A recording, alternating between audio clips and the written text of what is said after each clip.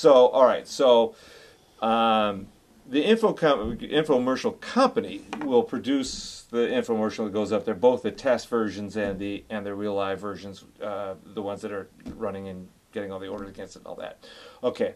So, do they when you go and you say, I really got this really cool product, do they say, oh, infomercial is going to cost $1 million to produce, and we will front the $1 million to produce it? They don't do that, do they? No. Okay, so what does it cost to come in with your great product and have the infomercial company maybe do the tests?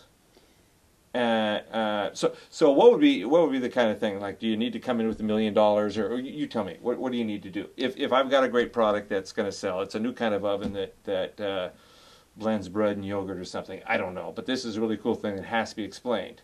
So what do I come to you and I say, okay, I want this as an infomercial. So you'll look at it and say, yeah, maybe that'll work, and now we will test it. Okay, so what is that? Let's talk two phases. The testing phase, which tells us yes or no. And then let's talk the next phase, that if it says yes, then what does the next phase cost? So tell me about that. All right. Well, I'll address a 30-minute infomercial because those are more expensive. Use that. Okay. Okay. A 30-minute infomercial, the cheapest you can get away with, in my opinion, and if I mean, I wouldn't trust anyone who will tell you to do it cheaper. This does not include your host, and if you have to travel, it doesn't include travel. Okay.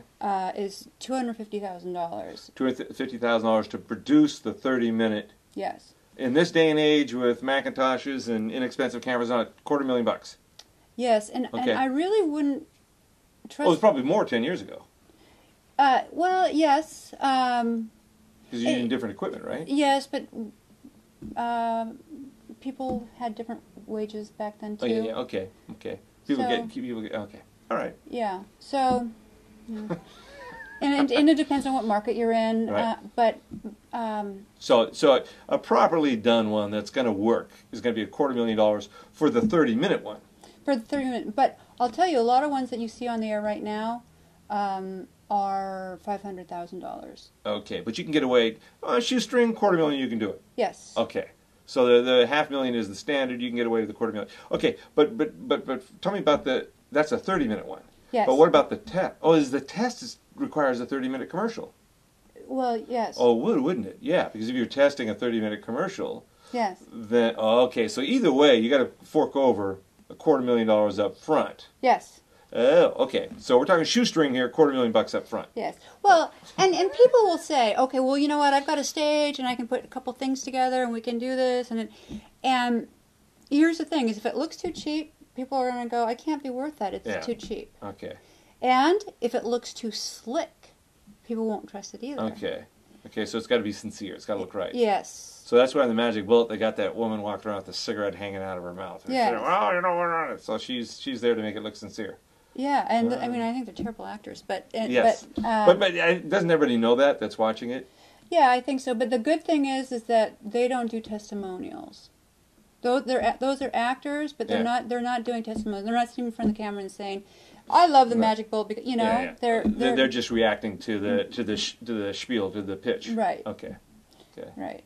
Because I think people now are not trusting testimonials anymore. I think they assume that everybody is a paid actor, which is actually not true.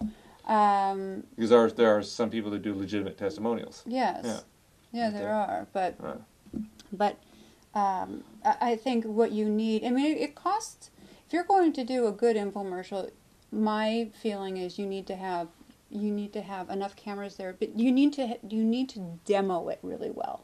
So everybody understands everything about it. Right. And they would feel comfortable buying it and using it. Yeah, okay. So you can see all the different uses, and to do that, you need to have cameras to show the demos, because you can, if you have people react, say they love it, you can have anyone say they love it and all that kind of stuff, but you have to show all the different uses, and you have to be able to see close-ups and things far away, and there are a million camera tricks that you can do, but to demo it, that's one of the best things about the Magic Bullet, for instance. They demoed so many different things. Just about any successful infomercial right now is demoed. You can see lots of Yeah. different demos. They don't rely on people who might be an actor or might not be an Yeah. actor anymore. You just see the demo. So something like that is going to run a little bit more price-wise. Okay. Okay. So $250,000 to get in, then the airtime to test is cost what? Well, you can get away with a $10,000 test, but if you spent $250,000, I would recommend a little bit more testing. But if you'd get a really great test, then I would roll it out. Okay. But rolling it out means in the course of a year, you should have $1 million available to you. So now we're up to 1.25, and the lawyers haven't been paid yet, have they? Because that's on top of all this. Yes.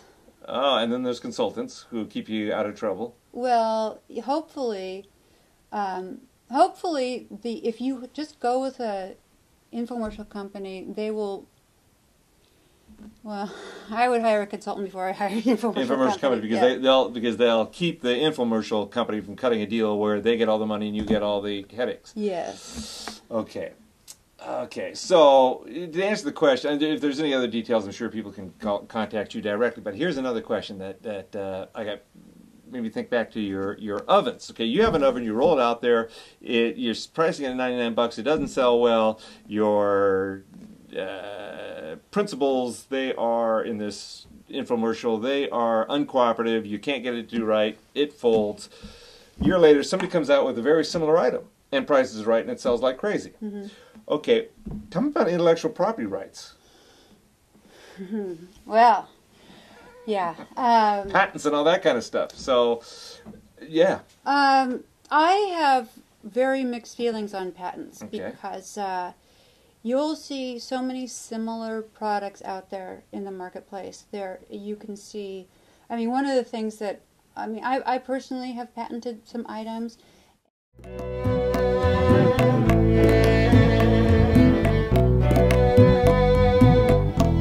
Je pense à toi, mon amour, ma bien-aimée, ne m'abandonne pas, mon